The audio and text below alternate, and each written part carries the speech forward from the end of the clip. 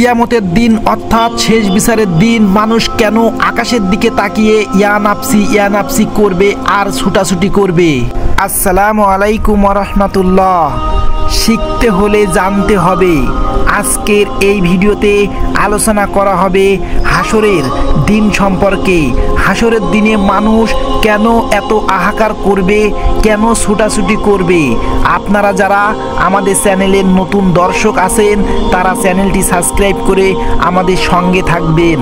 হাসরের দিন অর্থাৎ শেষ বিচারের দিন মহান আল্লাহ তাআলা আমাদের সকলকে একত্রিত করবেন এবং সবার বিচার আচার শুরু করবেন। এই বিচারের মাধ্যমে ফাইনাল রায় দেওয়া হবে কে জাহান্নামে যাবে আর কে জান্নাতে যাবে।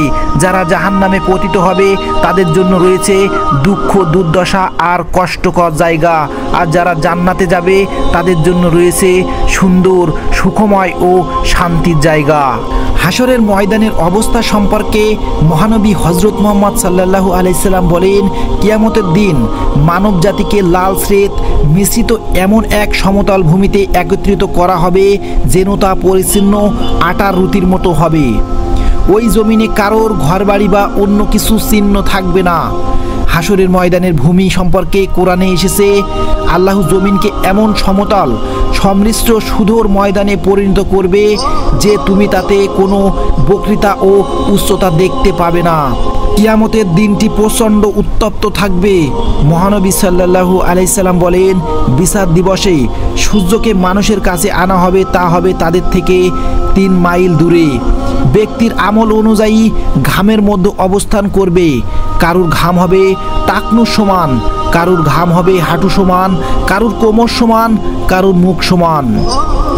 হাসরের ময়দানে সুপারিশ সম্পর্কে মহানবী সাল্লাল্লাহু আলাইহি সাল্লাম অনেক কথাই বলেছেন। হাসরের ময়দানে একটু সুপারিশের জন্য সবাই একে অন্যের কাছে ঘুরবে।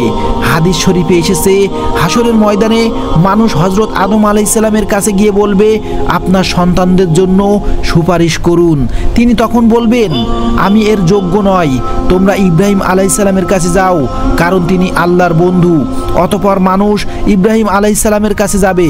তিনি তখন বলবেন, আমি এর যোগ্য নই, বরং তোমরা মুসা আলাইহিস সালামের কাছে যাও, কারণ তিনি কালিমাতুল্লাহ তথা আল্লাহর সঙ্গে কথা বলেছেন। অতঃপর তারা মুসা আলাইহিস সালামের কাছে আসবে।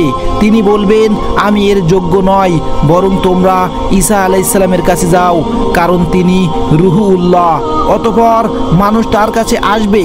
তিনি তখন বলবেন, আমি এর যোগ্য নই, বরং তোমরা মুহাম্মদ সাল্লাল্লাহু আলাইহি সাল্লামের কাছে যাও। অতঃপর মানুষ তার কাছে আসবে। তিনি তখন বলবেন, হ্যাঁ আমি এর যোগ্য, আমি সুপারিশ করব। কিয়ামতের দিন মহানবী সাল্লাল্লাহু আলাইহি সাল্লাম হবেন আদম সন্তানের নেতা। মহানবী সাল্লাল্লাহু আলাইহি সাল্লাম বলেন, বিচার দিবসে আমি হব আদম সন্তানদের নেতা। এর জন্য আমার কোনো গর্ব নেই। আদম আলাইহিস সালাম সহ সব নবী আমার পতাকার নিচে থাকবে। আল্লাহ তাআলা আমাদের সকলকে ইসলামের জ্ঞান সম্পর্কে কবুল করুক আর ইসলামের জ্ঞান সম্পর্কে আরও জ্ঞান বৃদ্ধি করুক।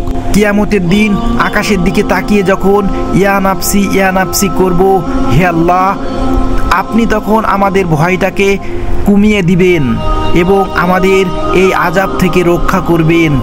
আমিন।